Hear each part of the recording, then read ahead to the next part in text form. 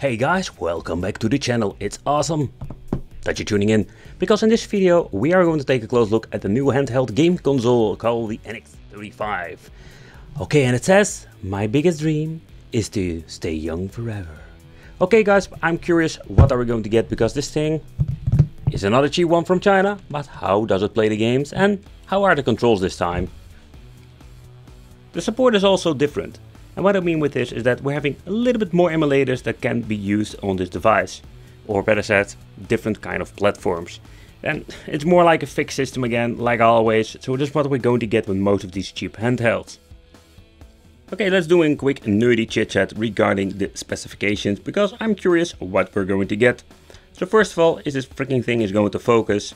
Then we can talk about it. Yep, there it is. The screen size is 3.5 inches. It's more like a common thing with these cheap handhelds. Have a resolution of 320 by 480. It has support for music and video. Model number NX-35. Supports a different kind of platforms like Game Boy Advance, Color, MAME, Mega Drive, NES and Super NES. So this is what you're going to get with these cheap devices. And the same goes with the battery.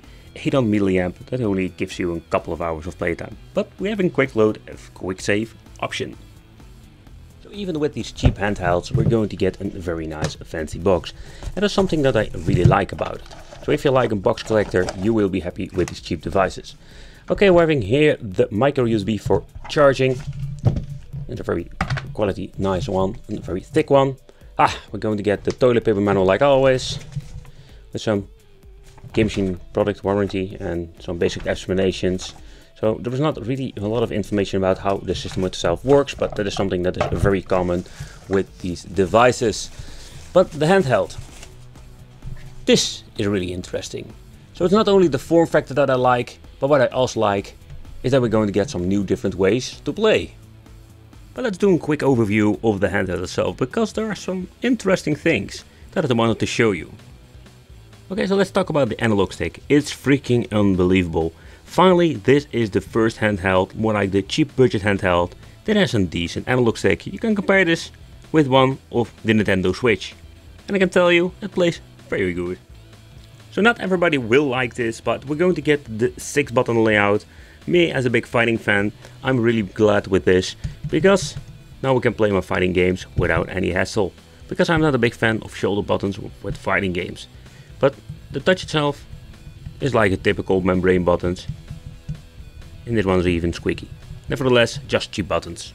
And here at the front we're going to get the home, select start, and the minus and plus for volume control. Okay, so at the bottom we're going to get the micro USB for charging. We're going to get a headphone jack out. This is the, I think this is the smaller edition. And not to forget, we're going to get here the TF function, because we can add games with this machine. And over here we're going to get the on and off switch. And here it is. Let's boot it up. And in the meantime, let's take a close look at the battery. But what I need to do is first remove the freaking screw. I can say that it is not really common with these things, that we're going to get a screw in the battery compartment cover. And yep, it's our famous BL5C. This one comes with a nice green sticker, but they were saying it was an 850 mAh, but there's a very positive side about these batteries. They're very cheap, easy to find, and there is even a 1000. So if you want to get yourself a bigger one, it's possible. It will not give you a big boost in the playtime, but everything is of course better than nothing. That fits very well. To be honest, I have really no clue why are they going for a screw in the battery cover. I freaking hate it. Alright, let's go. Okay, but first,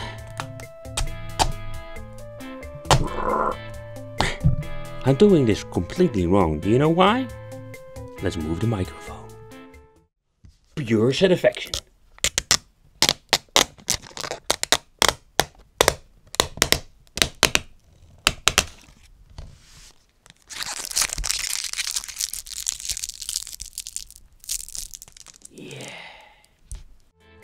Oh boy, for the people who are not familiar to the channel and the products, I can say that this is not a good thing.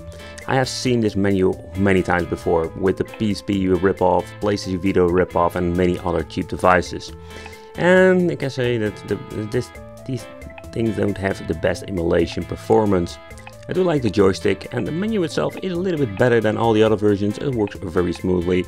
But let's take a close look at the games, what you can do with it. Let's press A.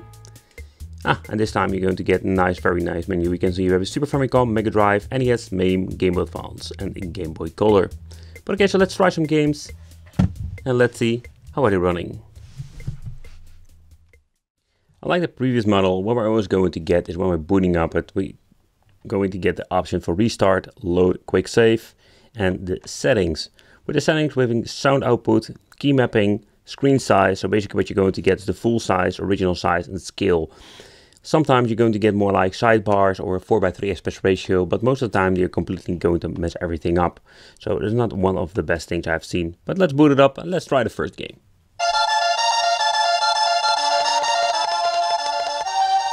Holy crap. Oh man, this is really bad. So the reason why I choose this game, because I have tested basically on every single handheld. And I have seen some pretty shitty emulation, but this is really bad. It's not going even turbo mode, it's more like bad all the time. Wow. Oh, it's coming back.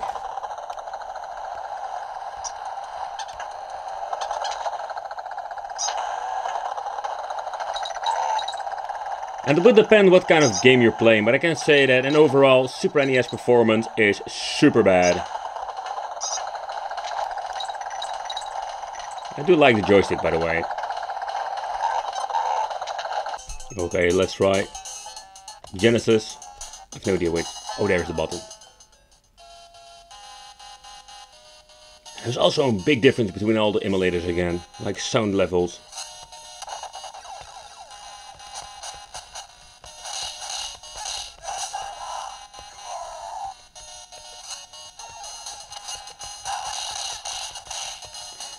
So the sound is not like the original Mega Drive.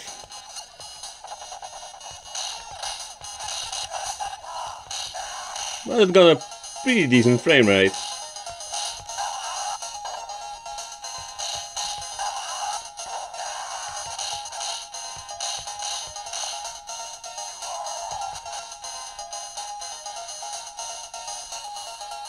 Come on.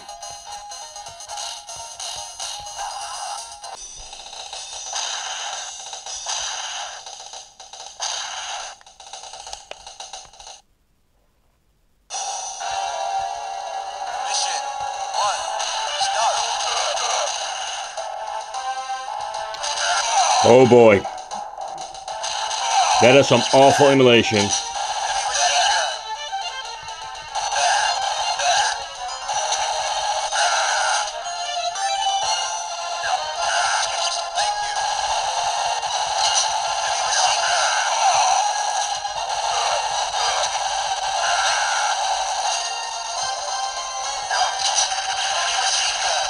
But the joystick is super responsive. I love this thing.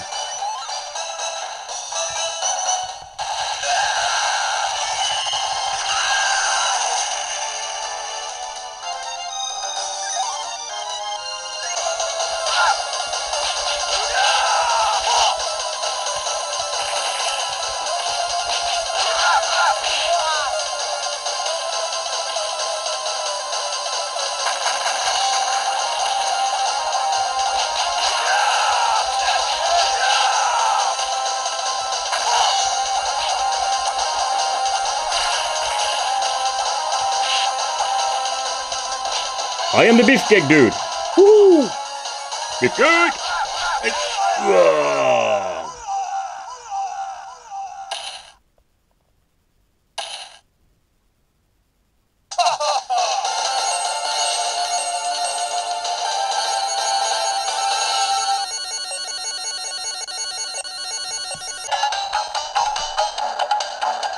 Okay, so next up, Game Boy Advance, and I must say that the performance is not that bad.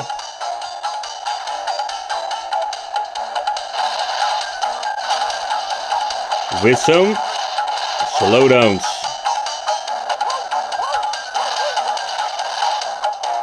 on an overall, I must say I have seen so many of these horrible handhelds that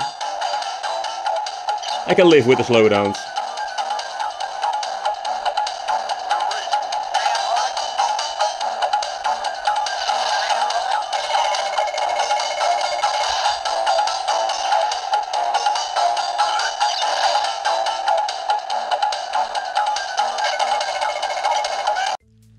Okay guys, so this is what you're going to get. This is the pros and cons of this handheld. Yeah, there are some positive things, like I loved the analog stick. I'm a D-pad guy, but this analog stick makes it worth playing on this machine. The emulation itself is pretty damn messed up, again, like a lot of these handhelds. More like the last generation of these handhelds. I mean what these, because there are a lot of, let's say, different handhelds like the PSP, PlayStation, Portable, the X3 handhelds have all the same choppy emulation. But some platforms are decent enough to enjoy, like Game with Advance. MAME was not that bad at all with some of the games, but again, also with the games it can be more like a mixed bag. I want to thank you for watching. Consider subscribing, hit the little bell, become one of the Wicked family. Let me know in the comments what you think of this handheld, and I will see you in the next video.